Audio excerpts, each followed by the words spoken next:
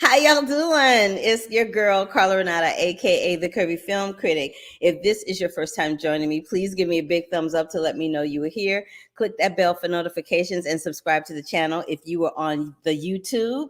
And what's up, y'all? Sundance has been here and gone. I'm going to talk all about it. But what I usually do here is I talk about people above and below the line in the film industry, and I do some film reviews every once in a while.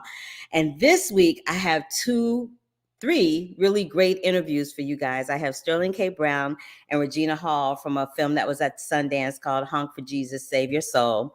And I also have the director and host of the new documentary, We Need to Talk About Bill Cosby, from W. Kamau Bell. Now, if you are not familiar with W. Kamau Bell, he is a host on CNN. I first became familiar with him when he did this expose on the KKK, and I was like, brother's brave. They was taking him to burning crosses. The Grand Wizard was showing him around like he was at a barbecue. I was like, not knowing whether or not he was going to be the barbecue, so there's that. But I was cracking up. So I'm highly familiar with his work and was really excited to see what he was going to do with the subject of Bill Cosby. And he and I talk about that in depth. And it's a really long interview. I split it up into two parts because I really want you guys to get the full gist of the interview and to hear everything that he has to say about it. But it was a really good time. So this past week, I spent most of my time attending the Sundance Film Festival. I had an all-access pass, so I was able to watch the last couple of movies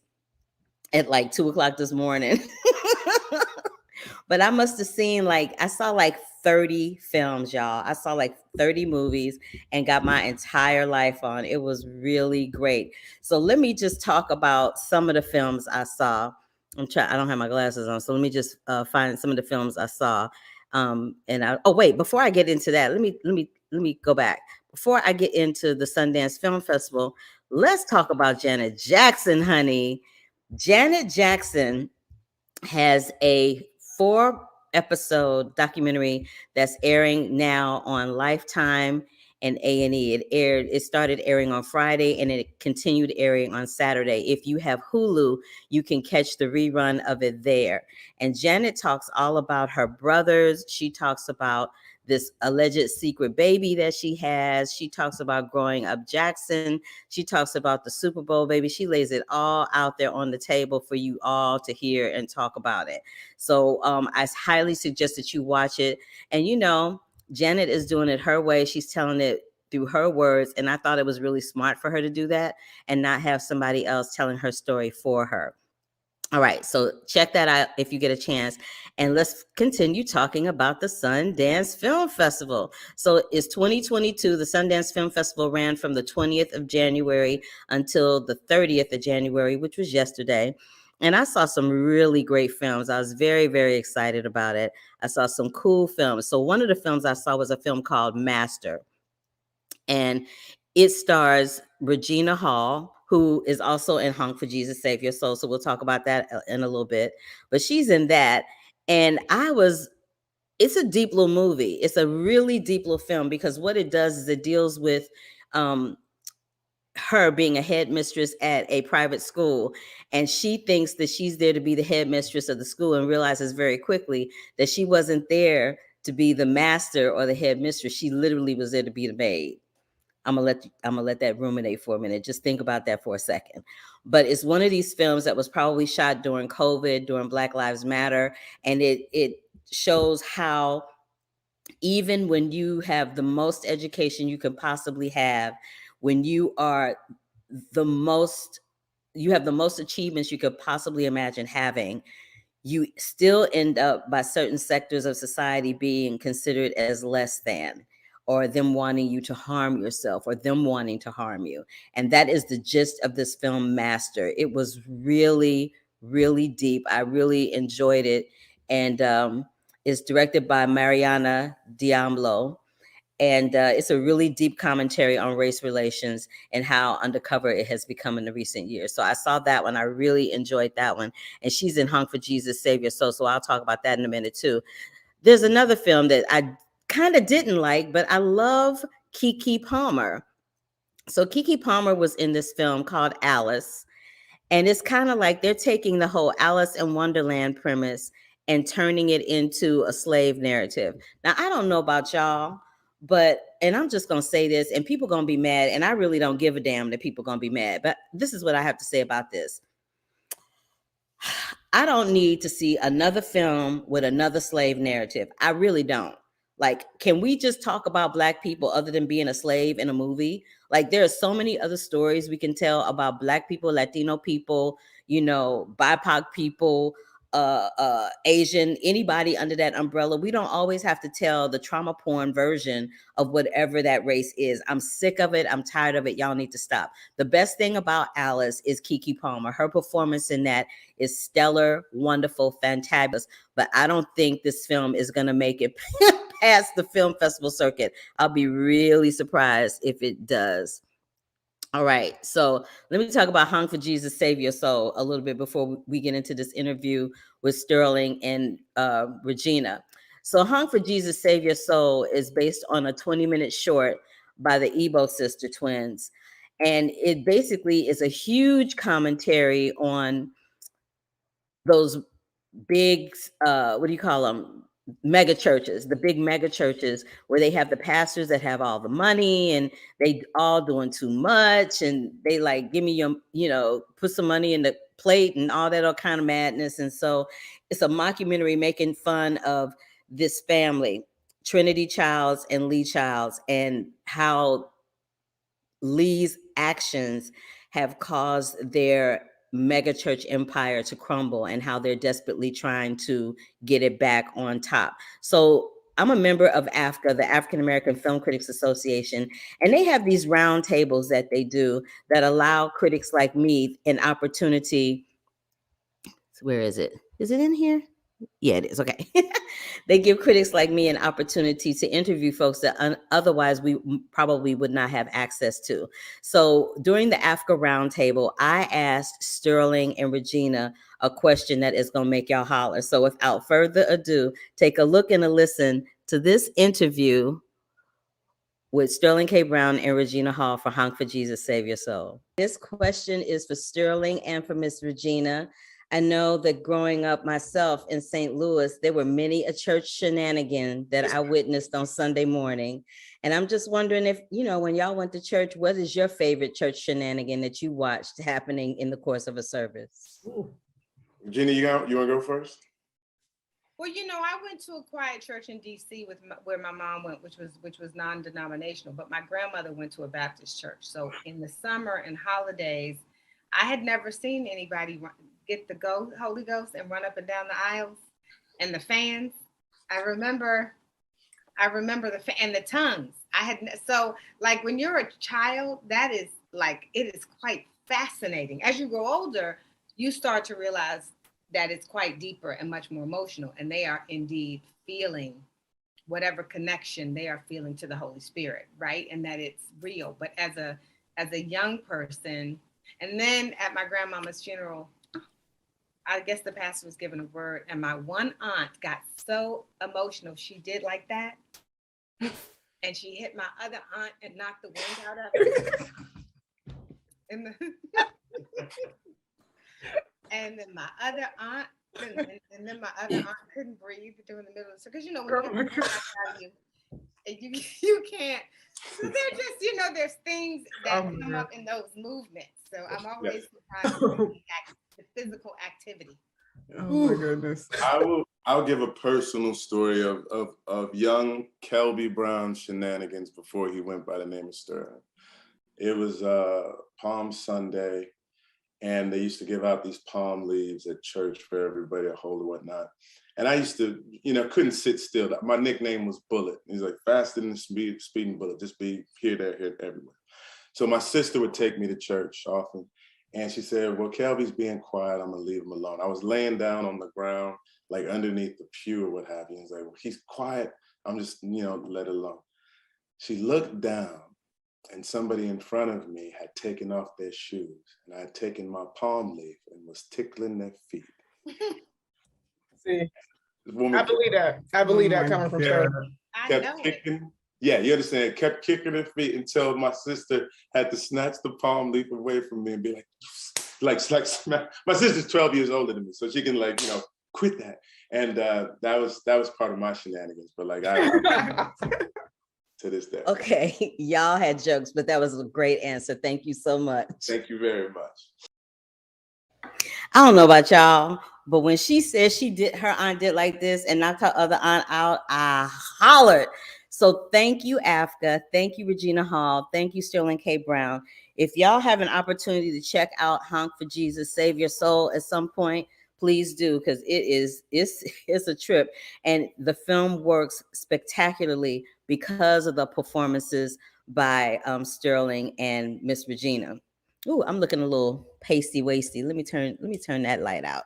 There we go. I was looking like Casper the Friendly Ghost. Okay. Y'all know I ain't got no sense. Anyway, hey, Brandon, nice to see you. Thanks for coming back. Thanks for waiting for me to come live. I appreciate you for that.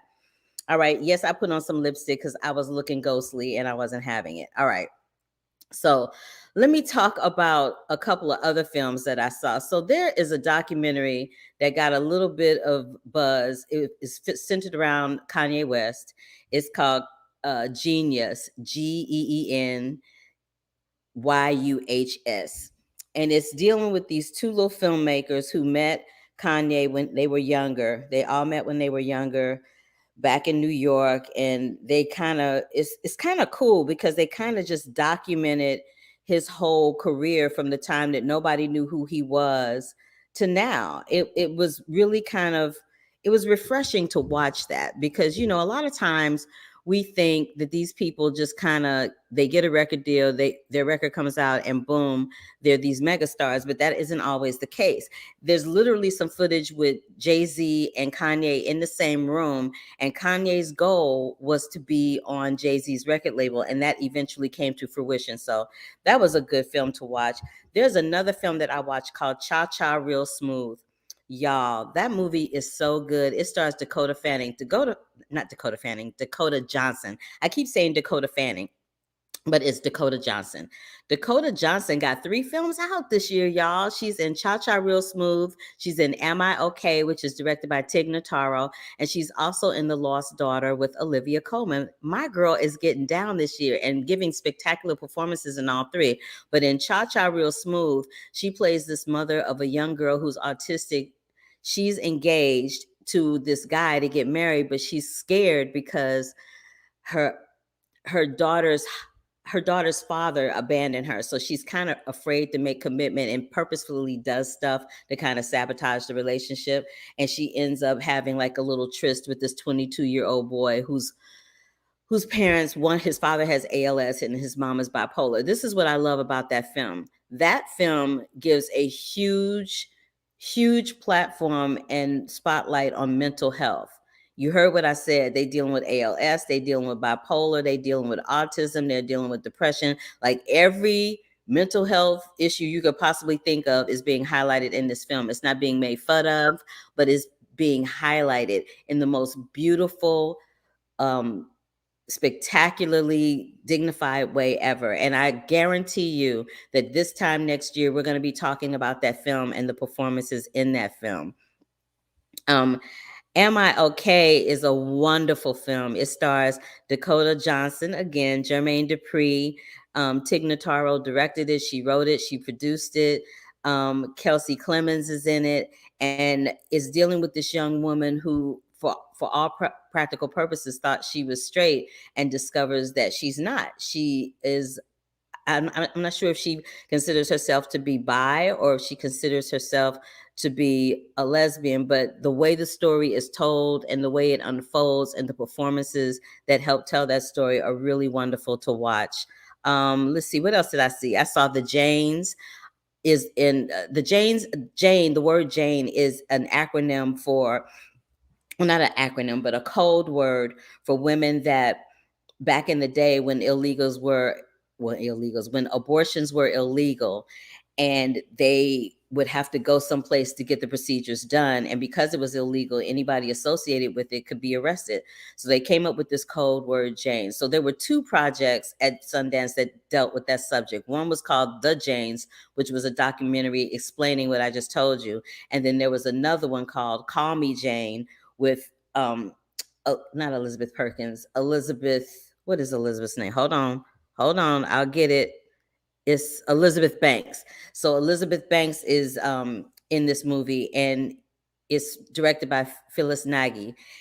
Y'all, that movie was really good. And I understand that it didn't get such good reviews, but I really enjoyed it. But if you're going to watch Call Jane, you should probably watch The Janes, the documentary, in tandem to get an idea of what that was about. I also watched Lucy and Desi. This is what we don't know about Lucy and Desi Arnaz. The day that Desi Arnaz had been diagnosed with lung cancer, and the day that it was looking like he might not last much longer, his daughter told Lucille Ball, you might want to call him. Don't know how much longer he's going to be cognizant. And she called him on November 30th. She said, I love you, I love you, I love you, I love you. He said, I love you too, honey. And then he went into a coma the next day, and then he passed away on December 2nd. The day that they spoke on the phone was November 30th, and that was their wedding anniversary. I'm just saying, there are some people in your life that are your soulmates that you don't see coming, and they define the rest of your life. Lucy and Desi were that for each other. It's a documentary. It is produced and directed by Amy Poehler from Saturday Night Live and Parks and Rec. You will really enjoy that documentary as well. And I'm just going to talk about 1 or 2 more, and then I'm going to keep it moving because I have this really long interview with Kamau Bell that I want to play for y'all. But I saw a couple of documentaries, one about the Princess Di, which was basically a lot of archival footage strung together to tell the life of her story, which was kind of interesting because some of that footage I'd never seen it before. And then another one that I saw was Nothing Compares, about excuse me, Sinead O'Connor and her whole journey. And I realized I didn't really know that much about Sinead O'Connor, except for that time she was on SNL and ripped up the picture of the Pope. So it tells you everything that happened prior to that moment and everything that happens after that moment and where she is now. She's still making music. She's still doing her thing. But it's been a very tumultuous and interesting journey for her. And then the last documentary I want to tell y'all about is one that's directed by Eva Longoria, who was, y'all remember her from Desperate Housewives. And as of late, she's been doing a lot of producing and directing of feature films and narrative films and documentaries. So this one is called La Guerra Civil, and it centers around the controversy that dealt with the fight between Oscar de la Hoya and Julio Cesar Chavez. Those 2 men are kind of joined at the hip by circumstances that neither one of them were aware of. And it's really kind of mind-boggling how she uncovers all this information. And she's the one interviewing them off camera. So, you know, we see a lot of stories about Black people. We see a lot of stories about Latino people. We see a lot of stories about a lot of people, but we do not see Mexican Americans or anybody in that camp highlighted very often, especially in the boxing world. So I was really glad to see that she brought that to fruition and gave that a spotlight. I was like, yay, Eva, yay. All right, so now let's talk about my boy, Kamau Bell. The biggest, most controversial film at Sundance was We Need to Talk About Bill Cosby. And I told y'all who Kamau Bell was and how he ended up with this Cosby project. But I just want you to listen to this interview that we did. It's in 2 parts. It's about 18 minutes long in total. But I want you to listen to the interview because he has a lot to say, and I think it's important to play it in its entirety. So here is part 1 of my interview with the director and producer of the Showtime documentary, We Need to Talk About Bill Cosby, and Lord knows that we all do, with W. Kamau Bell. Here we go. This is what I loved about what you did with this. It could have been approached from so many different vantage points, and you approached it, in my opinion, in the very right way. And honestly, I don't think anybody else would have been able to do this particular project justice but you. And this is why. You reminded people of why his legacy made it so hard for Black people to go, oh no, not the Jello pudding, man. not the Cos, not Dr. Huxtable. Like you reminded people of his legacy. And I just want to find out what made you go that vantage point as to going right into the heart of the matter. I mean, so for me, before this ever was an idea that I could direct a project like this, when the allegations all came out after Hannibal Buress's joke, and then Barbara Bowman wrote the op-ed for the Washington Post, I read this story about a documentary about the history of Black stuntmen in Hollywood, and how Bill Cosby was the person, not among the people, was the person who stood up to integrate the stunt industry for Black performers, because he refused to let a white man get painted black to do his stunt on I Spy. So this is his first job in Hollywood, and he stood up. And Noni Robinson, whose story we tell in the doc, was the filmmaker. And I remember thinking, like, and she had to pull an interview she did with him out of the doc, and then I never saw the doc come out. And I remember thinking, if we lose that, we're losing history. We're not just losing sort of it's not about like whether or not Bill Cosby was funny, because that people can debate that all day long. Right. But we're actually losing a part of the history of Black people in this country if we can't tell Bill Cosby's contribution to that. And then I thought, and then sort of along all these lines, I saw Ezra Edelman's O.J. Simpson Made in America, and was like, I mean, we all were probably in the same position of like, when somebody's like, do you want to watch a 7.5-hour doc about O.J. Simpson? You're like, no, why would I want to watch that? But then you watch that doc, and 5 minutes in, you're like, oh. And then 20 minutes in, you're like, man, OJ was good at football. And you're like, wait, why am I thinking that? And to me, that was the model for this, along with Dream Hampton's Surviving R. Kelly, about like how you approach this kind of material. Yeah, I mean, it was, I loved that you did that, because there's a whole generation of people that didn't grow up on the Cosby Show.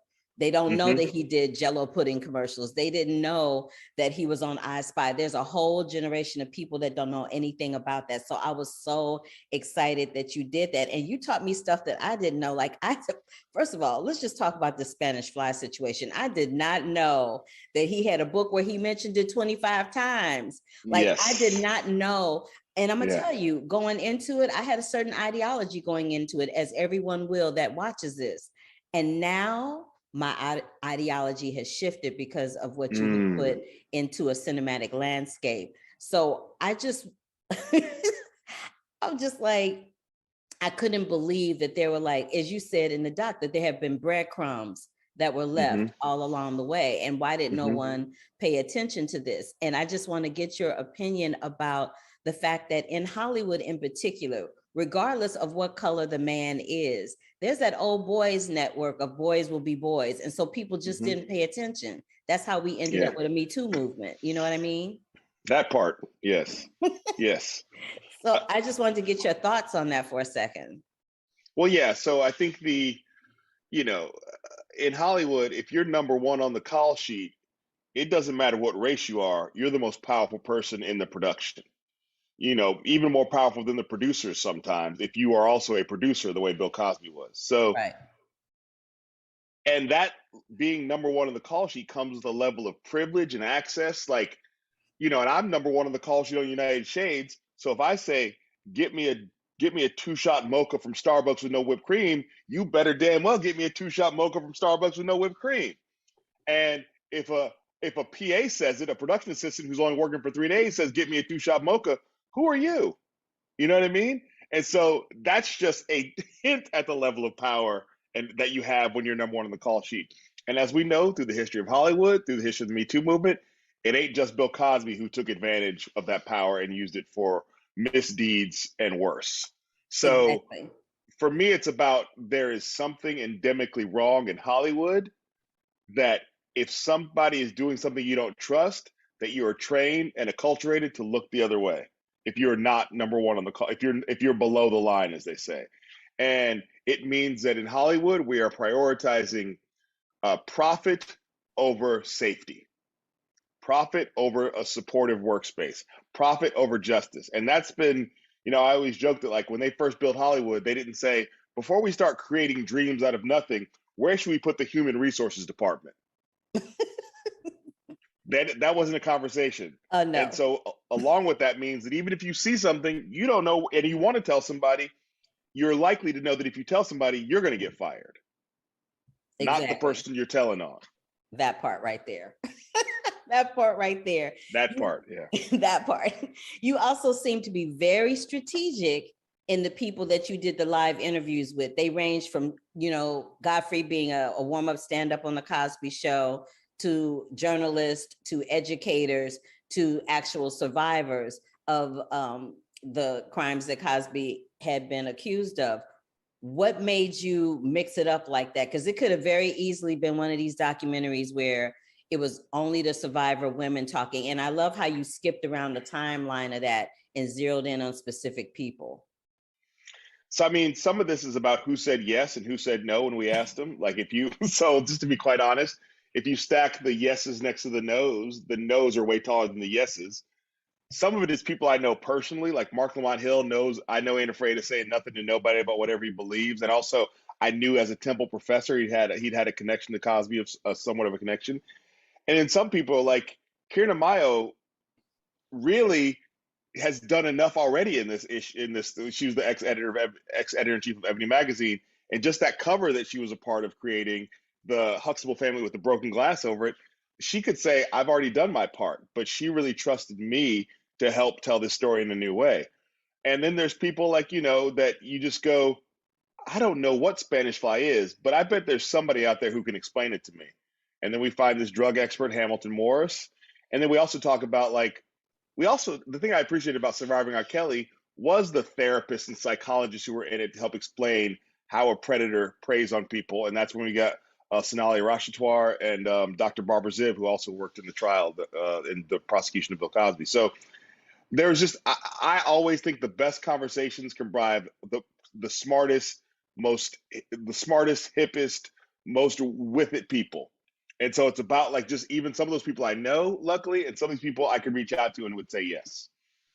Well, I think you got the right ingredients to make a nice little baked cake with the people that you were able to get to say yes to do it, because the knowledge that they dropped in their respective fields and their perspective in regards to this subject was immeasurable. So thank you for that. And I thank them for that, because couldn't have done it without them. Absolutely. So I'm not sure if you said this or who said this, but toward the end of the doc, someone says the ending is like a torn page. I think that's Godfrey, which I thought was like, he's a hilarious dude, but that's some deep haiku level quotable famous black quote shit. Like it was really like that. Really, yeah, I think it was Godfrey. Exactly. And in that moment, I did what Jamel said, is that I did the black girl sigh. Deep black. Yep. You know what I mean? Yep. I was like, oh, it is like a torn page, because you shed a light bulb on some things that I had never heard about Bill Cosby, that I never even knew. And not for nothing, but the one person that I actually really, without a shadow of a doubt, believed was Patricia. Mm-hmm. Because as someone who is a survivor of being violated in that way, this is what I know for sure. You either don't remember any details at all, or you remember it very, very vividly. Mm-hmm. And she remembered it very, very vividly, and communicated it in a way where you were like, oh, this doll is telling the truth. Yeah. Like, where would you get all those details from? Why would you make up all those? Like, to me, it's just like knowing that, like, yes, there are some lawsuits, but most of these people are not filing lawsuits. They just want to tell their stories and try to create a safer world for future victims of sexual assault and rape. Exactly.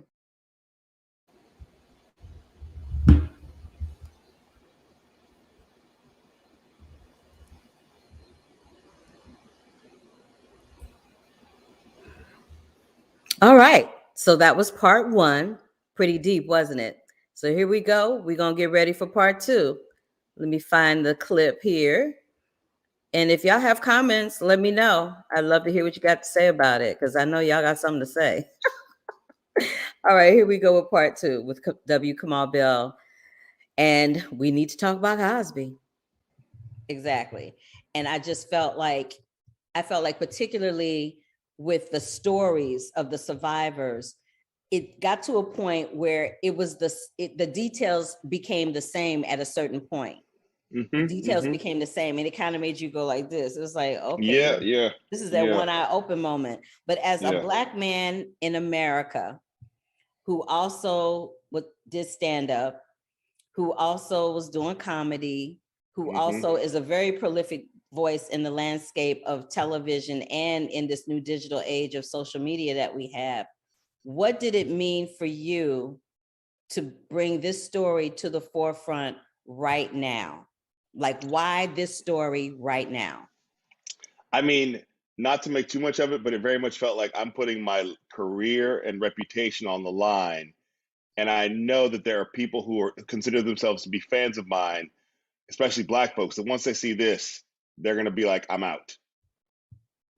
That this may be too much for them, whether or not they believe the women or not, but they just sort of feel like, the narrative of a Black man tearing down a Black man. And if you watch the doc, I don't think that's what's happening. It's a Black man trying to reckon with all he understands and believes about this famous Black man, this man who was his hero. But I think that I always knew that the people who would hate this doc the most are the ones who were never going to watch it. They're just going to see the trailer or see the press release and just hate it from there. And a part of me was like, this could be the end of my career. This could be, because even if you believe these women and you believe that Bill Cosby raped these women, you may feel like I'm toxic now because a lot of people won't want to mess with me. So, and I just sort of understand, but I also knew after I'd had every talk I had with the survivor for the purpose of the production, I just was more committed to I can't turn my back on them.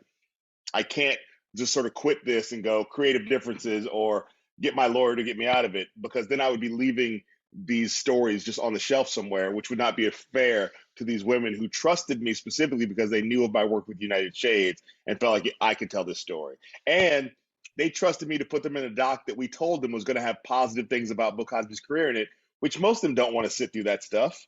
But they understood that we were like trying to reach a bigger audience than maybe a doc like this normally reaches. Yeah, we live in a culture where people just want to gossip about all the bad stuff and not necessarily look at the good stuff that got you to the bad stuff, which brings me to this last thing I want to discuss with you. There wasn't a whole lot of attention paid to, and rightfully so, the murder of his son Ennis. I feel like in watching the documentary that there seemed to be a seismic shift with him personality-wise the minute that happened. I mean, there are other people who speculated on that being this moment where he sort of like lost some faith and some hope. All I can do is look at the timeline of like his son dies 7 years later, and also the pound cake speech in 2004 was just a thing he was starting to do. It just sort of blew up in 2004. Something shifts with him. Could be broken heart, could be all the toxicity of all these assaults inside of him. Who knows what it is? But something shifted, and also I wanted to pay respect to the fact that like I can't imagine what that's like to have your son murdered that way. It has to affect you somehow. And the bite that really helped us to keep that in was the fact that Patricia, as you said in that moment, I had empathy for him even after what had happened between me and him. And that's a powerful statement, that she still had empathy for him despite what he had done to her. And she hoped that it would bring him, we say the come to Jesus moment. She would hope that it would somehow, and at that point, she thought she was the only one. She didn't even know there was all these other people. But yeah, she had hoped for some sort of. I remember her saying that in the doc, that at that point she thought she was the only one, and then all these other women came out with their stories. Just to close it out, Kamau, I'm so excited to talk to you. I wish I could talk to you, man, for like a whole hour. There's so many. Oh, we can talk again. We can, once all this comes out, you can just reach out to me and we can talk more. I'm happy to talk. Yeah, because there's so many other things I want to talk to you about. But in regards to this particular project, what has it meant for you to, have that platform that you have with United Shades, and now have your directorial debut at the Sundance Film Festival? None of this is what the kid who was watching Eddie Murphy on Saturday Night Live and Bill Cosby himself thought his showbiz career would be. When I sat there envisioning one day I'm going to be a stand-up comedian, and if you'd asked me what I was going to do, I'd have been like, well, eventually they'll make another sequel from Beverly Hills Cop, and I'll be Eddie Murphy's son in Beverly Hills Cop. And eventually I'll have my own sitcom that's like the Cosby Show, and eventually I'll have to write a book because they always make you write a book. And the only thing I've done with that is write the book. Like the rest of it is not. So I thought I would be, comedian. Really, if I'm honest, I thought I'd be Kevin Hart before I understood what that meant to be Kevin Hart. But somewhere along the way, I learned that I'm not good at that. That's not my role. That's not my job. And I feel very lucky and blessed that I came up at a time in show business where a comedian could have a TV show on CNN, because that was not a thing that existed when I was a kid. So, and that somehow the work I did at CNN made people believe that I could do something this ambitious. So, once we got into Sundance, I just sort of felt like for the whole team, this was hard to make, and it was emotional to make, and there was times where all of us probably wanted to quit. That was just a recognition that like your effort is being recognized. And so even though we didn't actually get to go to Sundance in real life, that was to me like a big feather in my cap that I will never forget. Well, the big feather in my cap that I'll never forget was the opportunity to sit down and talk to you. This is like a bucket list moment for me. Oh my goodness. I've wanted to do this for a really long time. When I say I admire you and I respect your work, I really mean that from the top of my head down to the tips of my toes, seriously. And I'm so happy that you made time to talk to me about it. And I'm looking forward to people seeing the doc, and like you said, some people are going to embrace it and some people won't, but we can't worry about that. You got a project out there that you felt strongly and passionate about. And at the end of the day, that's all that really matters, is that you got a dream of yours fulfilled through somebody that was your hero. And it's unfortunate that it has to be in this light, but it happened just the way it needed to happen. And I just want to be clear about this. Like, I don't see myself only making this type of work as I go forward. Like, my first documentary was an hour-long documentary about Chris Rock and his special Bring the Pain. I also see myself as a person who wants to highlight Black stories that aren't this dark and painful. So, I just want people to know that I'm not in the, we need to talk about this problematic Black person. That's not my genre, but there are more stories to tell. And I'm just trying to tell more unheard stories. I appreciate you, W. Kamau Bell, and I appreciate you for making that statement. Yeah. So until the next time, brother, peace. Oh, there will be a next time. Make sure. We'll stay in touch. Okay, thank you. Thank you. Thank you. Listen, I meant what I said. I am a huge fan of his. I really admire his work. I admire his work ethic. I think he did a beautiful job with this documentary because he didn't start out with the trauma porn. He reminded people of what Bill Cosby's legacy in the African American community and in the television landscape was before the shit hit the fan, so to speak. So thank you for that. If you have not seen that documentary, it is streaming on Showtime. It began streaming on Showtime over the weekend. Sunday night to be exact, which was last night, and it will continue. I think it's like a 4-parter, maybe. I think it's a 4-part series. So it's 4 hours long. So yeah, it's a 4-parter. So do yourselves a favor and check it out. Try to go into it with no malice and non-biased stuff, because you will find out something that you don't know, and it will change your mind, because it sure as hell changed my mind. So there's that. Before I get up out of here, y'all, I want to tell you about 2 other films that I saw at Sundance that like blew my mind. One of them is this film called Fresh. It's like a modern day Black Dahlia story. It's like Silence of the Lambs meets Black Dahlia. So I'm gonna let you ruminate on that for a second, because there's a lot going on. But Sebastian Stan is in this movie, and he is crushing it. This also is another film that we're going to hear about for a minute. And then the other one I wanted to tell you about was this film called 892. I believe I talked about it before last week, but a week before last. 892 stars John Boyega, Oscar winner John Boyega. It's a true story about a vet who got shorted by the Veterans Administration. He goes to a bank and holds it up to get the money that they owe him, which was literally $892. And the circumstances end up not boding well for him. But John Boyega and Nicole Beharie are crushing it in this film. You guys have to see this film when it comes out. It is called 892. So just to recap, all of the films that I saw at Sundance were, I saw the 2 Jane movies, Call Jane and The Janes, 892, La Guerra Civil, The Princess, Nothing Compares. I saw Riceville, USA, but I didn't have time to talk about that. Lucy and Desi, Honk For Jesus, Save Your Soul. I saw Free Chol Soo Lee, which was one of the films that won an award over the weekend. I saw Aftershock, which is produced by Tanya Lewis Lee, and that won an award over the weekend. You can see that interview with me, Tanya, and Miss Iselt, her producing partner, over at the Cherry Picks. You can catch that interview over there. And I saw Am I Okay? Master. We need to talk about Bill Cosby, Alice, Genius. Oh boy, those are the ones I talked about. I'll pop off some reviews and things as these films get released and purchased through distributors and whatnot. But that is it for this edition. I know it was a really long one, but I had some things I needed to say, and I had some things that other people needed to say that you needed to hear. So again, if this is your first time joining me, please give me a big thumbs up to let me know that you were here. Subscribe to the channel, click that bell for notifications. If you were on YouTube, if you were on Twitter, LinkedIn, and Facebook Live watching this, please let me know what you think.